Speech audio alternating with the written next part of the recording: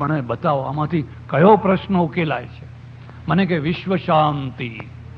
જાઓ કાશ્મીરમાં તો શાંતિ કરો, વિશ્વની શાંતિ પછી કરશું. પંજાબમાં શાંતિ કરો, આસામમાં શાંતિ કરો, ત્રિપુરામાં શાંતિ કરો. શા માટે લોકોને રવાડે ચડાવો છો? તમારી શક્તિ, તમારો પૈસો તમે કેવી રીતે વાપરી રહ્યા છો? હા, કોઈ વિધિ વિધાનમાં નાનો મોટો હવન થતો હોય તો બરાબર છે, એનો કોઈ વિરોધ નથી.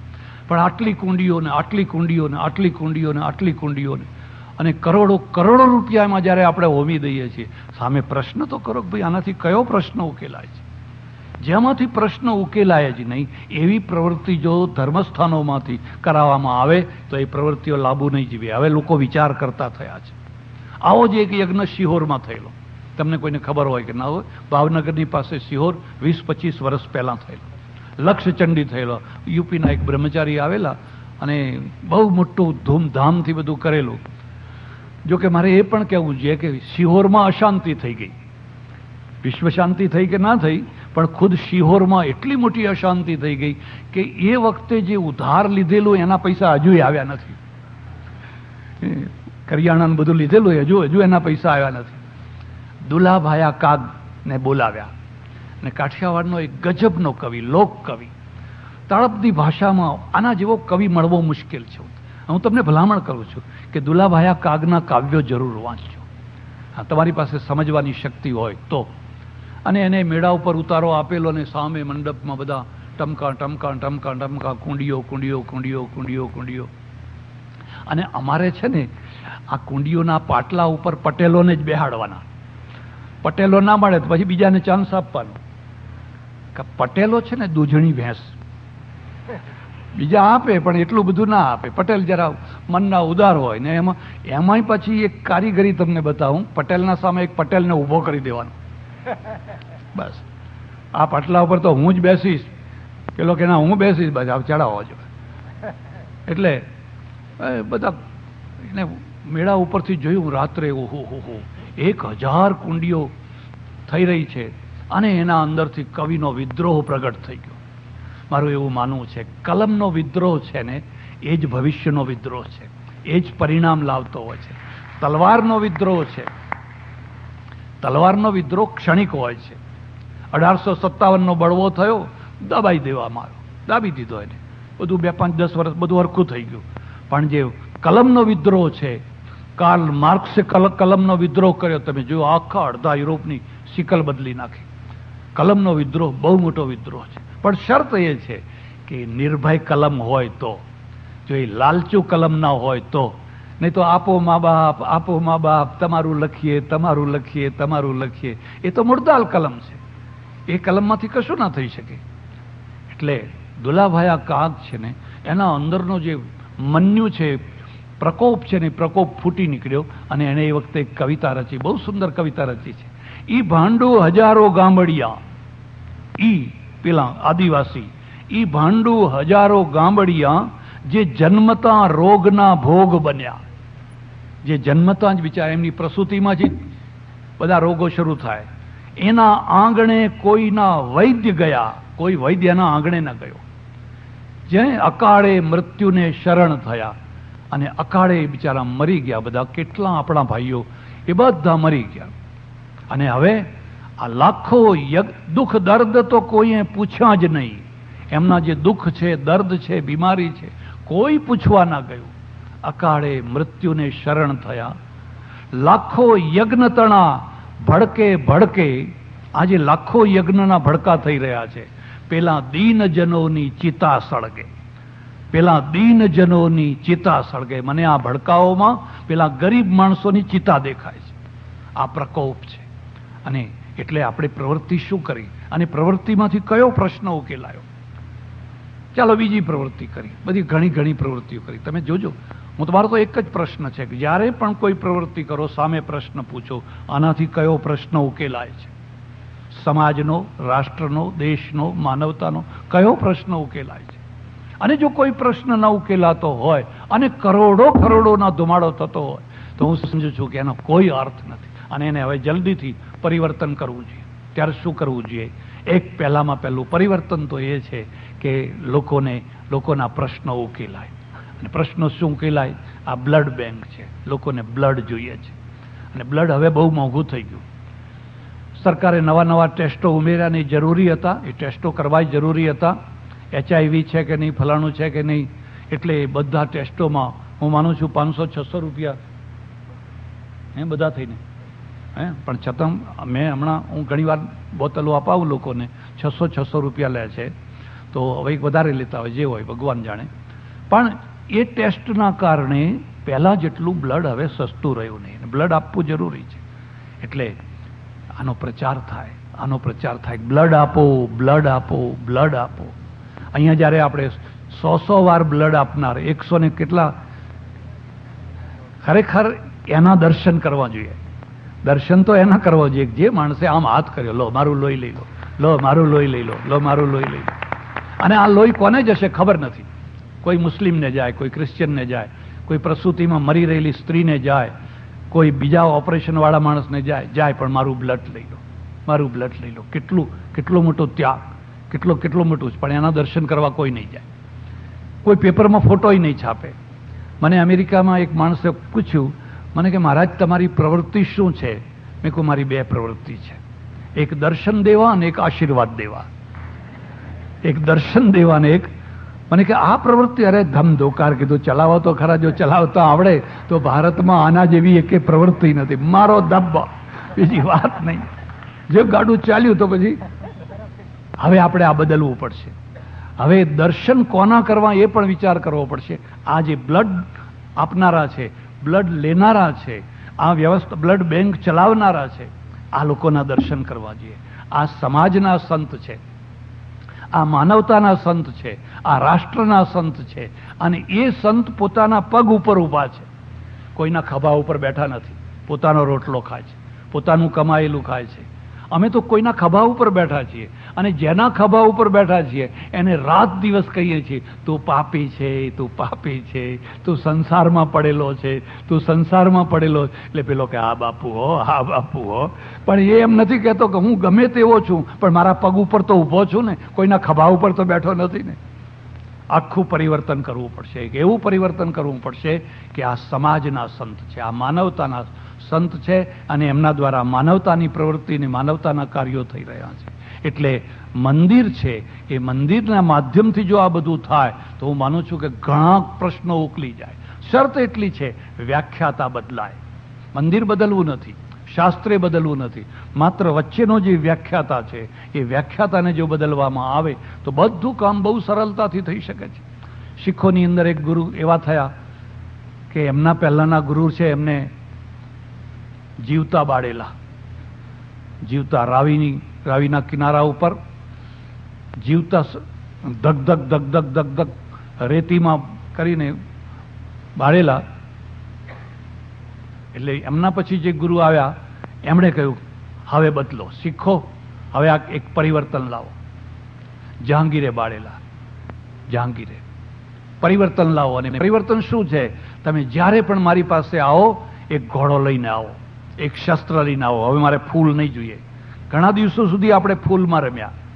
હવે આપણે મોગલ સલ્તનતની સામે બાથ ભીડવાની છે. કાં તો નમાલા થઈને જિમ્મી થઈ જાઓ, ગુલામ થઈ જાઓ, અને કાં તો બહાદુર થઈને બાથ ભીડો અને પોતાના અસ્તિત્વનું પ્રમાણ આપો. મારે જિમ્મી નથી થવું, અમારે ગુલામ નથી થવું. અને એટલા માટે પરિવર્તન લાવો. તમે ઘોડો લઈને આવો, તમે ભાલો લઈને આવો, તમે તલવાર લઈને આવો, અને બહાદુર થઈને આવો. બસ. અને જોત જોતામાં તમે જોયું કે બેક ને બીજી પેઢી ને ત્રીજી પેઢીમાં આખી મોગલ સલ્તનતને હચમચાવી નાખી, એકદમ હચમચાવી નાખી. આ વ્યાખ્યાતા બદલાઈ ગયો. શાસ્ત્ર એનું એ છે, ગ્રંથ સાહેબ એના એ છે, પણ વ્યાખ્યાતા બદલાઈ ગયા. એટલે સજ્જનો, આજે એક બહુ મોટી જરૂર વ્યાખ્યાતાની છે, જે નવા સંદર્ભમાં યુગને અનુરૂપ, દેશને અનુરૂપ, પરિસ્થિતિને અનુરૂપ એવી વ્યાખ્યા કરે કે જેમાં મળદા પણ જીવતા થાય, મંદિરો પણ ચેતનાવાળા થાય, અને નાસ્તિકને પણ પગે લાગવાનું મન થાય કે ભલે હું ભગવાનમાં નથી માનતો, પણ આ મંદિરની જે પ્રવૃત્તિ છે, મંદિરની જે માનવતા છે, એને તો મારે 100 સલામ કરવી જ પડશે. એટલે નાસ્તિકને પણ પગે લાગવાનું મન થાય. અને હું માનું છું કે સૌથી મોટામાં મોટો આ ધર્મ પ્રચાર હશે. આ રીતે જ આ ધર્મ પ્રચાર હશે. આ સુરક્તમ બ્લડ બેંક અને ડૉક્ટર ભેંસાણિયા અને એમના સાથીદારો એ બધાએ મળી અને વડોદરાની અંદર આ એક સારામાં સારી પ્રવૃત્તિ ઊભી કરી છે. અને બ્લડ બેંકને એમણે મંદિરનું નામ આપ્યું છે. ખરેખર સાચું છે, રક્ત ભગવાન છે, કારણ કે રક્તમાં જીવન છે, લોહીમાં જીવન છે, એટલે એમણે એને મંદિરનું નામ આપ્યું છે. હું સમજુ છું કે આ યોગ્ય જ છે અને આપણે બધા મળી અને વધુમાં વધુ એમને સાથ સહયોગને સહકાર આપીએ, એ જ પરમેશ્વરને પ્રાર્થના. આભાર, ધન્યવાદ, હરિઓમ તત્સત.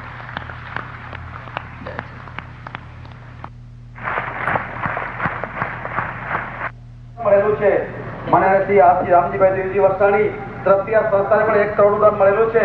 માનનીય વડીલ શ્રી દર્શનભાઈ ભીમજી કંપની તરફથી આ સંસ્થાને રૂપિયા 1 કરોડથી ઉપર દાન મળેલા છે. આવા 5 કરોડપતિઓ આ સંસ્થાને દાન આપેલા છે. તેથી વિશેષ 50 લાખ રૂપિયા કેટલાય મારી પાસે દાતાઓ છે સ્વામી ત્યાં સ્ટેજ પર બેઠેલા છે કે સમાજના એક ફેસ્ટિવલ છે એને 10 લાખથી ઉપર યોગદાન સંસ્થાને આપેલું છે. આવા ફેસ્ટિવલોને કારણે, તમારા આશીર્વાદને કારણે આ સંસ્થા અત્યારે આગળ વધી રહી છે.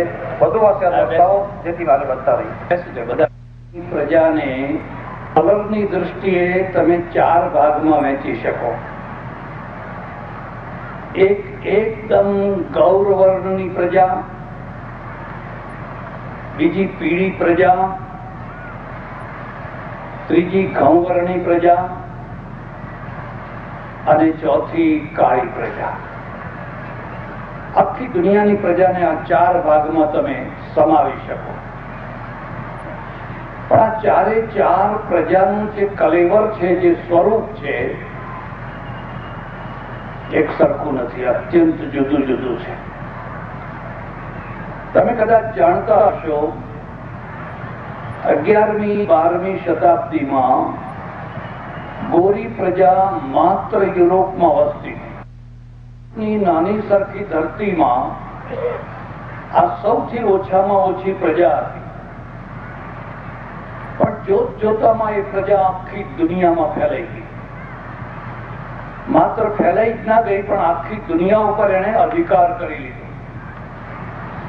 અને આજે સ્થિતિ એ છે કે આ ગોરી પ્રજા ભારતના એક માણસની તુલનામાં 30 ગણી વધારે જમીન ઉપર બેઠી છે અને 50 ગણા વધારે પૈસા પર હેડ ધરાવે છે. સામે પ્રશ્ન થાય કે આ નાની સરખી પ્રજા આટલો મોટો વિશાળ ભૂભાગને કેવી રીતે બચાવી લીધો? તમે અર્જેન્ટિનાથી શરૂ કરો તો ઠેઠ કેનેડા સુધી આખી બધી ગોરી પ્રજા, અને ઇંગ્લેન્ડથી શરૂ કરો તો રશિયાના સાઇબેરિયા સુધી અને ઓસ્ટ્રેલિયા અને ન્યુઝીલેન્ડ સુધી બધી ગોરી પ્રજા. આટલો વિશાળ ભૂભાગ આ ગોરી પ્રજાના ભાગમાં આવ્યો કેવી રીતે?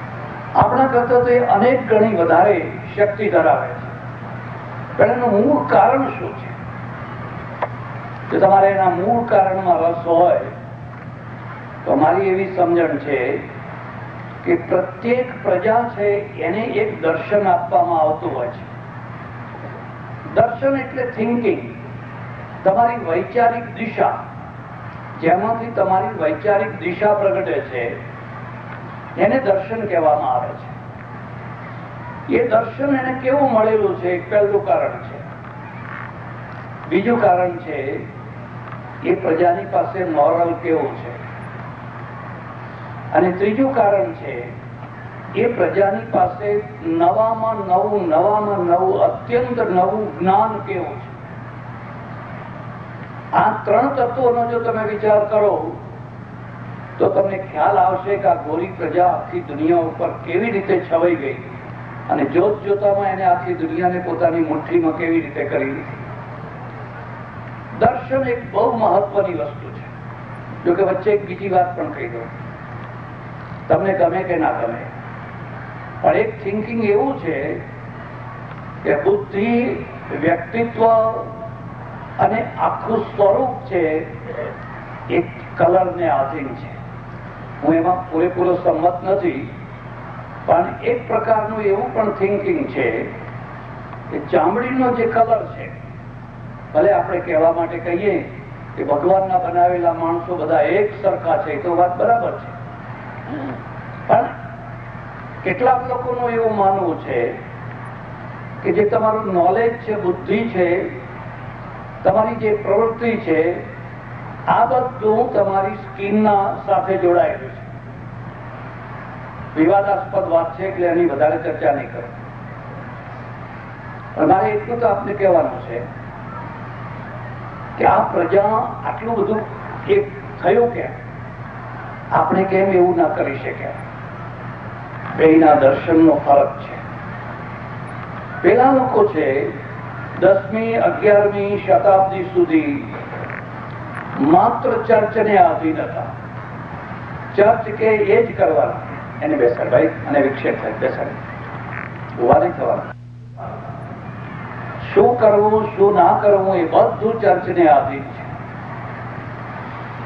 ચર્ચમાંથી આખી પ્રજાને નીકળતા 300 વર્ષો લાગ્યા અને 300 વર્ષમાં કેટલાય લોકોને બાળી મૂકવામાં આવ્યા.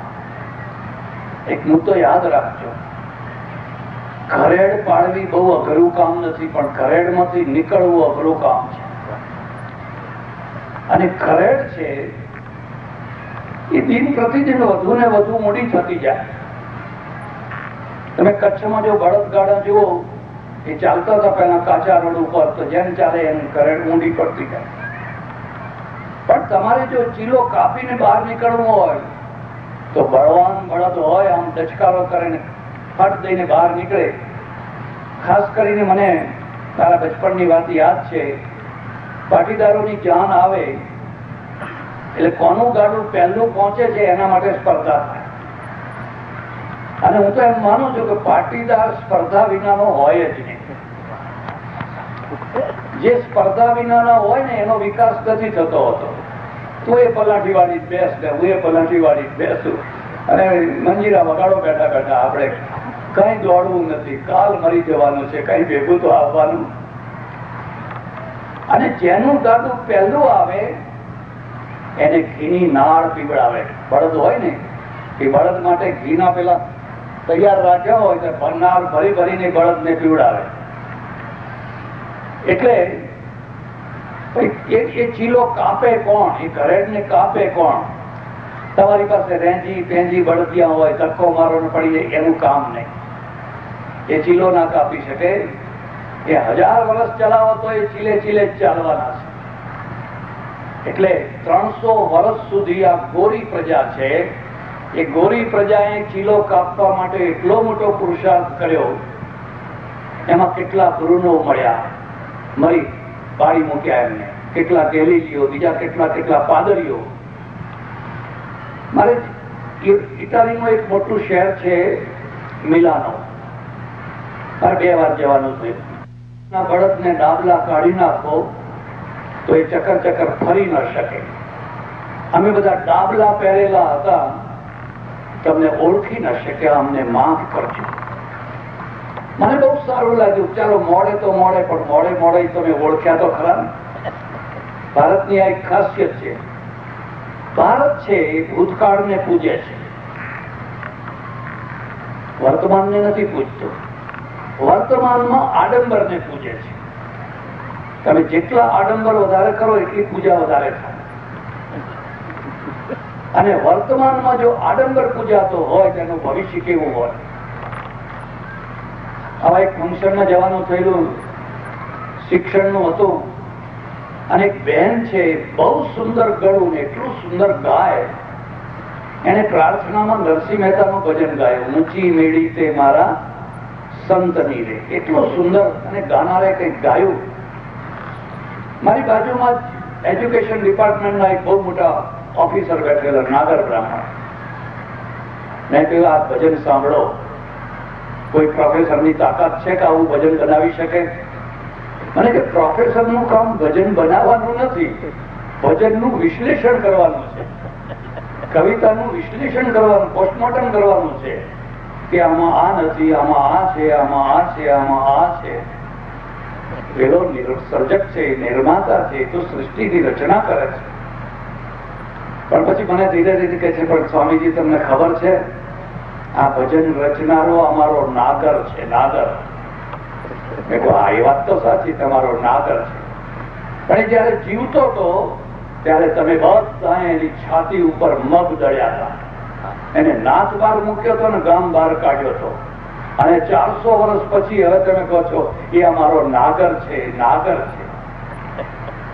આપણે ભૂતકાળને પૂજીએ છીએ. કબીર હોય કે નાનક હોય, મીરા હોય કે તુલસી હોય, ભૂતકાળ થઈ જાય ને વર્ષો પછી આપણને ભાન થાય કે હા તો બહુ મહાન હતા, બહુ ખરેખર મહાન હતા. તો તમે વર્તમાનમાં કોને પૂજો છો? એક બીજો મુદ્દો યાદ રાખજો, હંમેશા ભૂતકાળને જોવા માટે પાછળ આંખો હોય છે. પાછળની આંખોથી ભૂતકાળ દેખાતો હોય છે. ભૂતકાળ જોવો જ જોઈએ. ભૂતકાળનું ગૌરવ, ભૂતકાળની ગરિમા, ભૂતકાળની પ્રેરણા, એ બધું આપણે જોવું જ જોઈએ. પણ એ પાછળની આંખોથી દેખાય છે. તમારે જો આગળ જોવું હોય તો આગળની નવી આંખો હોય છે. પેલી પાછળની આંખોથી તમે ભવિષ્યને ના જોઈ શકો. એના માટે આગળની આંખો ઉગાડવી પડે. એટલે 4 આંખો, 2 ભૂતકાળને જોવાની, 2 ભવિષ્યને જોવાની. પણ ભવિષ્યને જોવા માટે પેલા વર્તમાનને જોવાનું. એટલે સૌથી પહેલામાં પહેલી વસ્તુ છે કે આપણે પ્રજાને જે દર્શન આપીએ છીએ, દર્શન કેવું છે? આપણા પાસે 2 વિભાગ છે, બે ધારાઓ છે. એક વૈદિક ધારા છે, એક શ્રવણ ધારા છે. વૈદિક ધારાનો ભાવ છે આ દુનિયા સુંદર છે, બહુ સુંદર છે, અને દુનિયા માણવા જેવી છે. સુખ દ્રોહ નથી, સુખનો વિરોધ નથી, માણવા જેવી છે. આ દુનિયામાં કંઈક કરવા જેવું છે. આખી સકારાત્મક દૃષ્ટિ છે, સકારાત્મક દૃષ્ટિ. એટલે પેલો ઋષિ છે એ હંમેશા બેઠા બેઠા કહે છે અમારા ખેતરો સારા હોય, અમારી ગાયો સારી હોય, અમારા ઘોડા સારા હોય, અમારા ધનુષબાણ સારા હોય, અમારા યોદ્ધાઓ સારા હોય. આ બધાને સારા રાખીને કરવું છે શું? કારણ કે વિકાસ, પ્રગતિ કરવી છે, જીવન જીવવું છે. શ્રમણો આવ્યા, એમણે કહ્યું આ દુનિયા તો નરકની ખાણ છે. આ દુનિયામાં ક્યાંય સુખ નથી. સર્વમ દુઃખમ, દુઃખમ દુઃખમ, સર્વમ દુઃખમ.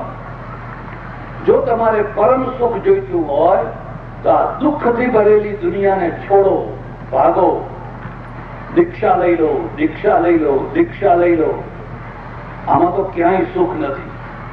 અને સૌથી વધારેમાં વધારે દુઃખના 2 કેન્દ્રો છે. એક સ્ત્રી છે ને એક પૈસો છે. અને આ 2 માટે લોકો મરે છે. માટે આ 2 થી તમે ભાગો. 2 ના દર્શનમાં કેટલું મોટું અંતર છે.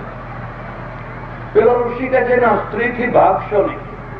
માફ કરજો, મારા શ્રી બેઠા છે, પણ પેલા કરોડના દાતાના ધર્મપત્નીને મેં એટલા માટે બોલાવ્યા કે જ્યારે તમે કોઈનું પણ બહુમાન કરો, એની પત્નીની સાથે એનું બહુમાન કરો. એની પત્નીની સાથે એનું બહુમાન કરો. એમાં તમને ફાયદો છે, કારણ કે પેલા પુશિંગ કરશે તો તમને મળશે. બાકી જો એક આડી થઈ તો પૈસોય નહીં મળે. એને પણ એમ રહેવું છે કે હા મારા પતિ, મારા પતિ, મારા પતિ કેટલું મોટું દાન આપ્યું અને હું પણ એમાં સહભાગી છું. બધી જ પત્ની જો જેના પણ બહુમાન કરો, બધાનું એટલું માન આપવું જોઈએ. મારે એક ઓળખીતા પટેલ છે, તમે શું વાત કરો, અમેરિકામાં રહે અને એમના પિતા મારી પાસે બહુ આવે. પાઘડી બાંધી હોય, ધોતિયું પહેર્યું હોય. પછી એક વાર મને કે મહારાજ, મેં પૂછ્યું કે 10-15 દિવસ તમે અમારા ગોળમાં પ્રવચનો ના કરો? મેં કહ્યું કેમ? એમ કે તમારા પ્રવચનોની જરૂર અમારા ગોળમાં જ છે. છે શું કહો તો ખરા, મને કારણ શું છે? લેવા પટેલ મને કે અમારા આખા ગોળમાં સૌથી પહેલા મેં મારી દીકરીને MBBS ડોક્ટર બનાવી. પણ આખા ગોળમાં કોઈ ડોક્ટર જ નહીં. હવે પરણાવવી ક્યાં? આ મારી દીકરીને મારે કયા મૂર્તિયાને પરણાવવી? પછી મેં આખો સમાજ ભેગો કર્યો. 3 દિવસ મારા ત્યાં સમાજ રહ્યો. શીરો અને લાડુ ને એ બધા જમે. ખાટલા નાખ્યા હોય પહેલાના જમાનામાં ખાટલા ઉપર બધા બેઠા હોય, હોકો બધા ગુડગુડ ગુડગુડ ગુડગુડ કરતા હોય. એક બીજો મુદ્દો યાદ રાખજો, અત્યારે સમાજના નેતા કહેવાય છે અને પહેલા સમાજના નેતા નતા, સમાજના અમાવાસ્યાના પહેલા દિવસના હતા. અમાવાસ્યાનો પહેલો દિવસ એટલે સમજ્યા, ચૌદસ્યા. ચૌદસ્યા હતા. નેતામાં અને ચૌદસ્યામાં શું ફરક છે? જે સમાજનો ઉત્કર્ષ કરે એને નેતા કહેવાય, અને સમાજમાં વીણી વીણીને લોકોનો દંડ દે એને ચૌદસ્યા કહેવાય. એ દંડ દેવા માટે જ ભેગા થાય. પણ દંડ કોનો? સિંહનો દંડ ના હોય, વાઘનો ના હોય. કારણ કે સિંહ વાઘ એ કદી કોઈ પાપ કરે જ નહીં. જે કરે એ પરાક્રમ કહેવાય. એ તો કદી પાપ કરે જ નહીં. તો પાપ કોણ કરે? દંડ કોનો હોય? સસલાનો, હરણાનો, એવા બિચારા જે હોય ને એની પહેલી. સમાજમાં પણ આ જ દશા.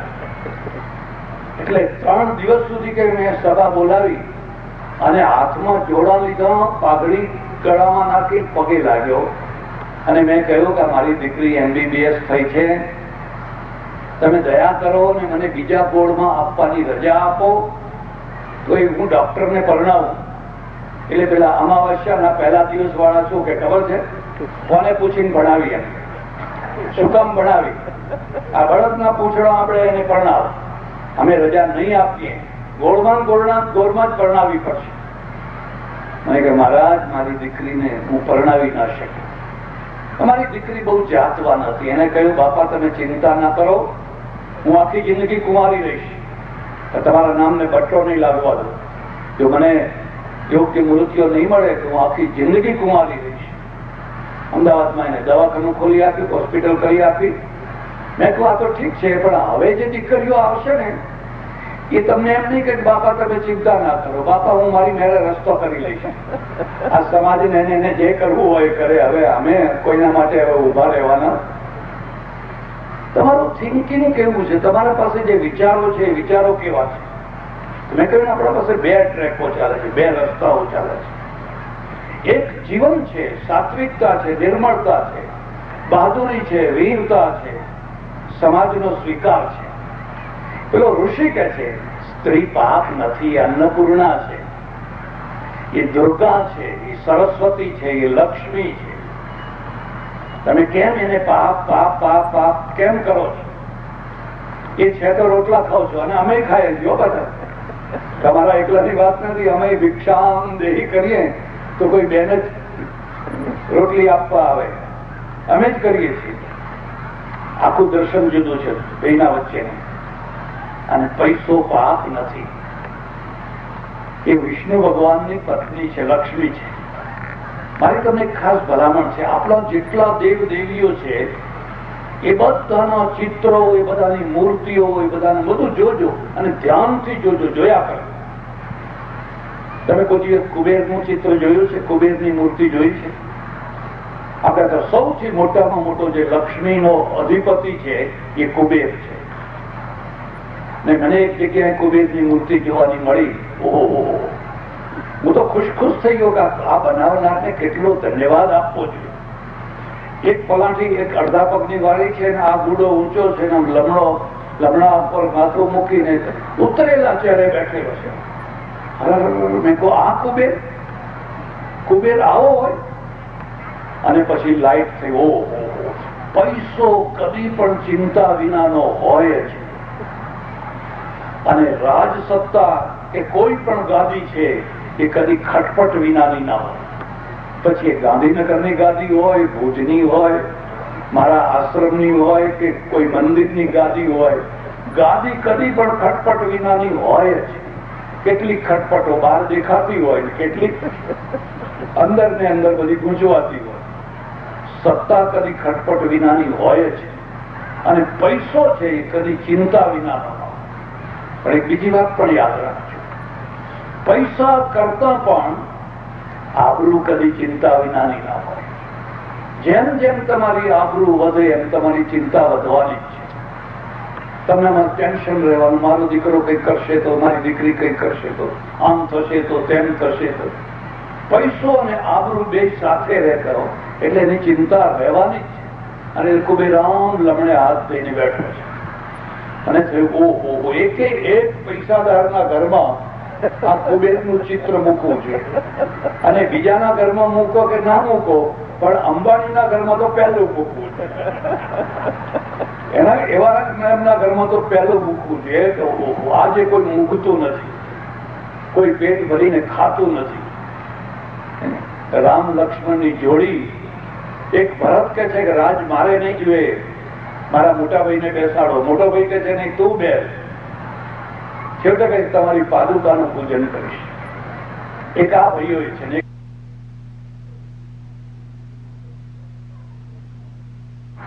છેવટે કઈ તમારી પાદુકાનું પૂજન કરીશ.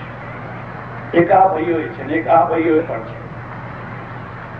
એટલે અમારા શાસ્ત્રમાં એવું કહ્યું છે, પહેલી પેઢી છે ને, એ પહેલી પેઢી તપસ્યા કરે. કચ્છના પાટીદારોએ કઈ તપ કર્યું છે, કઈ તપ કર્યું છે. તમે તમારા ત્રીજી ચોથી પેઢીના માણસોને જુઓ, નથી દિવસ જોયો, નથી રાત જોઈ, મહેનત મહેનત મહેનત ને મહેનત. અને વેટ કરવી પડે, દરબારોની, રાજાઓની, નવાબોની, ફલાણાની વેટ કરવી પડે. ઘરના રોટલા બાંધીને જવું પડે. પહેલી પેઢી તપસ્યા કરે. બીજી પેઢી છે એ પરિણામ ભોગવે. એની તપસ્યાના પરિણામ બીજી પેઢી ભોગવે. જે પહેલી પેઢી આફ્રિકા ગયેલી અને પૂછજો ત્યાં શું દશા હતી. નાવાનું પાણી ના મળે, ખાવાનું ના મળે. એક જીવડું એવું પગમાં નખમાં પેસી જાય તો માણસ મરી, બ્લેક વોટરનો રોગ થાય, માણસ મરી જાય.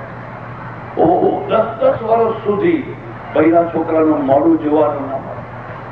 એટલી બધી તપસ્યા, એટલી બધી વિપત્તિમાં એ પહેલી પેઢી રહી.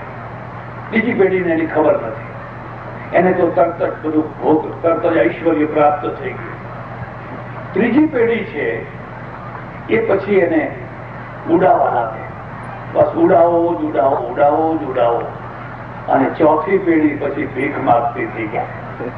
આપજો મા બાપ, આપજો મા બાપ. અને પછી લોકોને વાત કરે, અમારે ઘરમાં મર્સિડીઝ હતી પણ ગઈ ક્યાં? કોને કાઢી મૂકી? અરે હતી તો હતી, પણ હવે કેમ નથી? તમારી ઈચ્છા હોય તો કોઈ વાર લખનઉ જજો. અને લખનઉમાં હવે તો નથી રહી ઘોડાગાડીઓ, પણ પહેલા હતી ઘોડાગાડીઓ. એ કોઈ ઘોડાગાડીના એમાં બેસજો ને, ઘોડાગાડી વાળાને પૂછજો કે મિયા સાહેબ, આપકે વાલિદ ક્યાં કરતે છે? એટલે તમારા પિતાશ્રી, એના પિતાશ્રી શું કરતા હતા? કે અમારા પિતાશ્રી નવાબ છે, લખનઉ કે નવાબ છે. એટલે આ લખનઉના નવાબના છોકરાઓ ઘોડાગાડી ચલાવે છે. કેમ ચલાવે છે?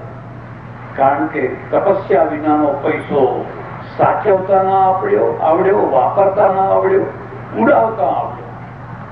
ઉડાવ ઉડાવ ઉડાવ ઉડાવ કર્યું. ઇલાહાબાદમાં એવા અમારે ત્યાં અમે બધા ફરી ફરીને લોકો કહીએ છીએ, ભાઈ તમારા ઘરમાં થોડીક ધાર્મિકતા રાખો. જો થોડા ધાર્મિકના સંસ્કાર નહીં હોય અને નાસ્તિક થઈ જશો તો રોડ આમ ઢાળ ઉપર દોડવાનું છે, પછી દોડવાનું જ છે. અને દોડ્યા પછી બ્રેક નથી કે તમે વચ્ચે ઉભા રહી શકો, એવી કોઈ બ્રેક નથી. જેના ઘરમાં થોડા કે ધાર્મિક સંસ્કાર હશે. પરદેશમાં આપણા ભાઈઓ સુખી કેમ છે? 2 પૈસે કેમ સુખી છે? પેલા ગોરા માણસને $2 $5 જોતા હોય ઇન્ડિયનો પાસે માગે, કારણ કે ઇન્ડિયનોની પાસે હોય, એમની પાસે ના હોય. એ તો 2 દિવસમાં પૂરા કરી નાખે. પણ ઇન્ડિયનો પાસે કેમ હોય? કારણ કે ઇન્ડિયનોની અંદર ધાર્મિકતા છે. અને ધાર્મિકતાએ એમને અનેક દૂષણોમાંથી બચાવી લીધા છે. જો એ ધાર્મિકતા ના હોત તો જો એમાં દૂષણો છે, એટલા જ દૂષણો કરતા વધારે પણ આપણામાં દૂષણો આવી ગયા હોય. આટલા માટે આ કહેવું પડે. એટલે પહેલો મુદ્દો એ છે, લક્ષ્મીને આપણે પાપ નથી માનતા. આ લક્ષ્મીના કારણે આ બધી સંસ્થાઓ ઉભી થઈ શકે છે. એ લક્ષ્મીના કારણે કોઈ વિધવાને તમે સાડી આપી શકો છો, કોઈ વિદ્યાર્થીને સ્કોલરશીપ આપી શકો, કોઈને 2 ગોળીઓની દવા આપી શકો છો. એ તો શક્તિ છે, ભગવાન વિષ્ણુની મહાશક્તિ છે. અને તમારે ધ્યાનથી જોજો, તમારા ઘરમાં ચિત્ર હોય તો લક્ષ્મીજી કમળમાં ઉભા છે અને 2 સફેદ હાથીઓ કળશ ઢોળ્યા કરે છે, અભિષેક કર્યા જ કરે છે. જય હો, જય હો, જય હો. જયારે જુઓ ત્યારે કળશ ઢોળ્યા કરે છે. કોઈ વિચાર કરજો કે આ શું કહેવા માંગે છે. તમે કોઈ વાર વિચાર કર્યો? મેં તો કોઈ દાડો સફેદ હાથી જોયા નથી. હા, મને હમણાં થોડાક લોકોએ કહ્યું કે આપણા ત્યાં હવે બહુ સફેદ હાથીઓ થવા માંડ્યા છે, બહુ જ સફેદ હાથીઓ થવા માંડ્યા છે. એક નિકાસ કરો, અને એ નિકાસ કરાય એવા ચોંટી પડ્યા છે. જે ખુરશી પર બેઠા છે ને ખુરશીને જ ચોંટી ગયા. સફેદ હાથીનો અર્થ છે યશ અને કીર્તિ. યશ થી વધારે કઈ સફેદ નથી, કીર્તિથી વધારે કશું ધોળું નથી. તમે ગમે એટલો ટીનો પર નાખીને ફરતા હો ને કપડાની સફેદી કઈ નથી, પણ તમારો જે જેકાર થાય છે એ જ સફેદી છે. એ તો સફેદ હાથી છે, અને લક્ષ્મીના દ્વારા થાય છે. એ કળશ જોડે છે. 1 કરોડ રૂપિયા, 50 લાખ રૂપિયા, 2 કરોડ, 10 કરોડ, 5 કરોડ, 1 લાખ, જેની શક્તિ પ્રમાણે આ સફેદ હાથી છે. અને એનો અભિષેક થાય એટલે લક્ષ્મીજી છે, એ લક્ષ્મીજીના દ્વારા અભિષેક થઈ રહ્યો છે ઉપર એમના ઉપર. એક કીર્તિ છે. આ બેનો ફરક સમજજો. તમારા સમાજ માટે, તમારા ગામ માટે, તમારા વર્તુળ માટે, તમારા ગ્રુપ માટે તમે ઉદારતાથી જે દાન આપો છો ને એ યશ છે. પણ તમારું ક્ષેત્ર તમારા સમાજથી બહાર નીકળી ગયું છે. કોઈ પણ સમાજ હોય, કોઈ પણ દેશ હોય, કોઈ પણ ક્ષેત્ર હોય, ત્યાં પણ તમારું દાન પહોંચી જાય છે, એ કીર્તિ છે. કોઈ વાર યાત્રા કરવા નીકળજો તો 2 વસ્તુઓ ધ્યાનથી કરો. એક તો બિરલા શેઠના મંદિરો. તમે દિલ્હીમાં જઈને પૂછો કે લક્ષ્મીનારાયણના મંદિરે જવું છે તો રિક્ષાવાળો કે ખબર નથી કહા આયા. કોઈ વાર યાત્રા કરવા નીકળજો તો 2 વસ્તુઓ ધ્યાનથી જોજો. એક તો બિરલા શેઠના મંદિરો. તમે દિલ્હીમાં જઈને પૂછો કે લક્ષ્મીનારાયણના મંદિરે જવું છે તો રિક્ષાવાળો કે ખબર નથી કહા આયા. પણ તમે એમ કહો બિરલા મંદિર જવું છે તો તરત જ બેઠ જાઓ. ત્યાં બિરલાની મૂર્તિ નથી, લક્ષ્મીનારાયણની મૂર્તિ છે, પણ નામ બિરલાનું થઈ ગયું છે. એમ તમે બીજી ધર્મશાળાઓ દક્ષિણમાં બીજે જોશો તો બાંગડ, મણિરામ બાંગડ, એ બાંગડની ધર્મશાળાઓ. આ 2 મારવાડી શેઠોને મનમાં થયું અમારી મિલ જોવા કોઈ નહીં આવે, અમારા બંગલા જોવા કોઈ નહીં આવે, અને બંગલા જોવા આવે તો કોણ બેસવા દે? ત્યાં પહેલે જ દરવાજા ઉપર લખ્યું હોય છે કુત્તો સે સાવધાન, કૂતરાથી સાવધાન. હવે કયા કૂતરા સમજી જાવ? એટલે ત્યાં બંગલો જોવા કોઈ આવશે નહીં, ને આવશે તો કોઈ બેસવા નહીં. પણ સવારથી સાંજ સુધી બિરલા મંદિરમાં અને મણિરામ બાંગડની ધર્મશાળામાં એને કહ્યું મારી ફેક્ટરીઓમાંથી આટલો ભાગ જુદો કરો, પંખા લગાવો, કોઈની પાસે પૈસો નહીં લેવાનો. મારા ધર્મ ભાઈઓ, મારો હિન્દુ ભાઈ ગરીબ હોય એ હોટલમાં કેમ ઉતરવાનો હતો? એવી હોટલ જેવી ધર્મશાળા બનાવો અને પૂરી સગવડ મફત આપો. આ કીર્તિ છે. આ કીર્તિનો હાથી સફેદ છે. એટલે આપણે કદી સ્ત્રીને તો માતૃદેવો ભવ, એ માં છે, જગત જનની છે.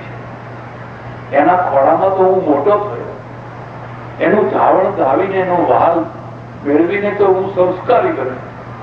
આપણા ત્યાં એવો તિરસ્કાર નથી, એ પ્રકારની વાત નથી. એમ લક્ષ્મી માટે પણ આ પાપની લક્ષ્મી ના હોવી જોઈએ, પાપ માટે ના હોવી જોઈએ, પાપ તરફ જતી ના હોવી જોઈએ. બાકી પુણ્યની લક્ષ્મી હોય તો તમે જનક થઈ શકો છો, જનક જેટલું બહુમાં, અને રાજા થઈ શકો. જે પહેલો મુદ્દો છે તમને દર્શન કેવું આપવામાં આવ્યું છે. જો દર્શન બરાબર નહીં હોય તો તમારી પ્રવૃત્તિઓ બહુ સીમિત થઈ જશે. એ દર્શન બદલાયું. અને એક જ વાત અમારે કહેવાની, કાલ મરી જવાનું છે. કાલ મરી ભેગું કઈ આવવાનું નથી, કાલ મરી જવાનું છે. એટલે ભાઈ વાતમાં એ જ વાત કરો, જીવો ત્યાં સુધી કઈક કરી બતાવો. તમે જ્યાં સુધી જો એવું જ હોય તો જ્યાં સુધી જીવો છો ત્યાં સુધી કઈક કામ કરી બતાવો. અને કોઈ વાર વિચાર કર્યો કે ભગવાન જો રજા આપે તો તમારું જે હોય લઈને તમને જવાની છૂટ છે.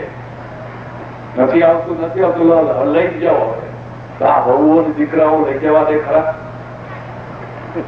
જ્યાં ખબર પડે કે આ બાપ હવે આપણા બાપા મરવાના છે એટલે બધા સાવધાન થઈ જાય. જોજો કોઈ વસ્તુ લઈ ના જાય, જોજો કોઈ વસ્તુ ના અડે નહીં.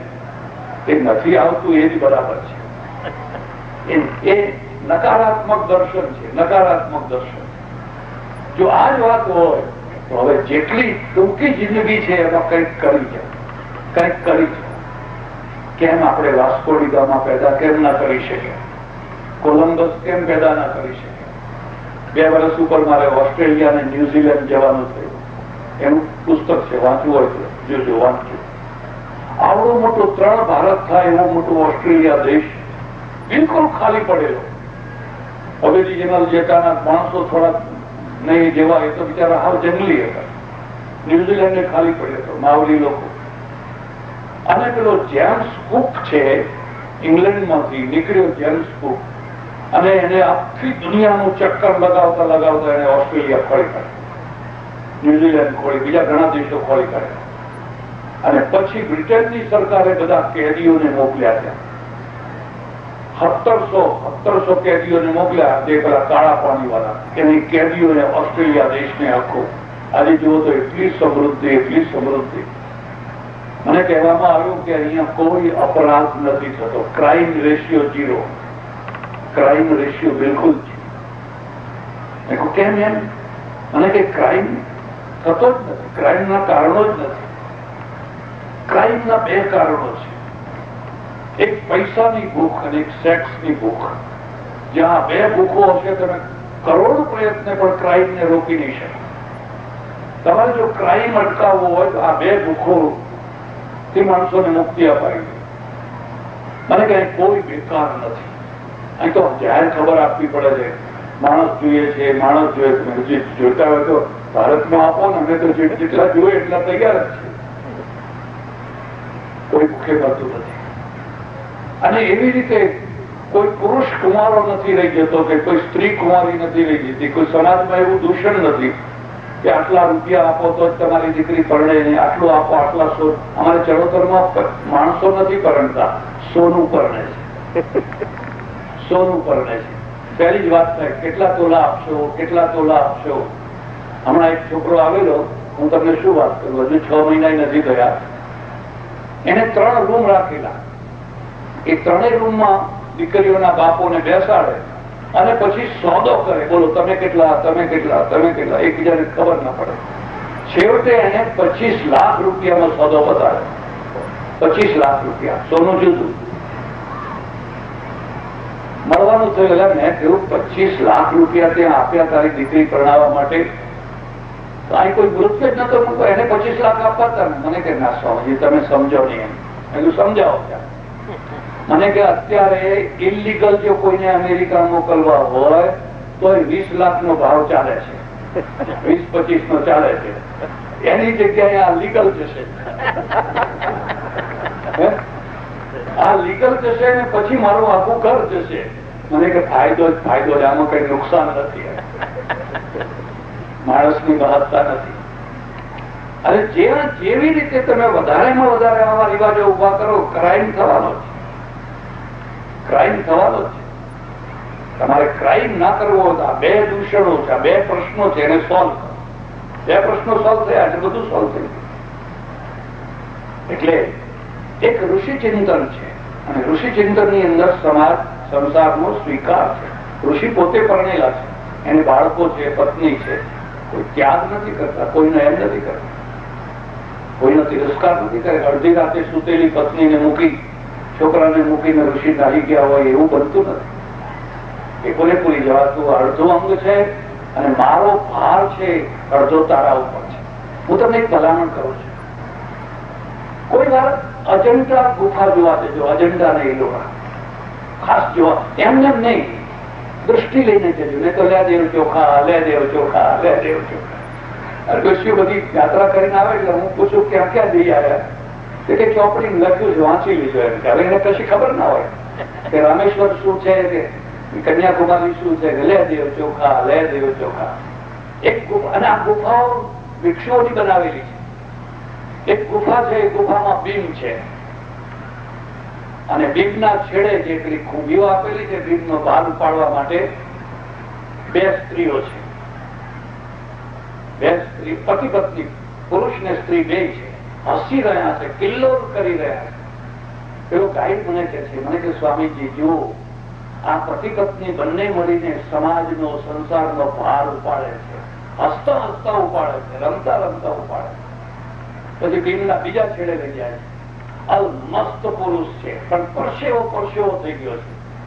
મેં કહ્યું આનો મિનિંગ શું છે? મને કહે એકલો ઉપાડે છે. પહેલો આમ જેવો છે, પણ એકલો ઉપાડે છે તો પરસેવો થઈ ગયો છે. ઓહો, મેં કહ્યું કેટલી મોટી પ્રેરણા છે, કેટલો મોટો બોધપાઠ છે આ તો.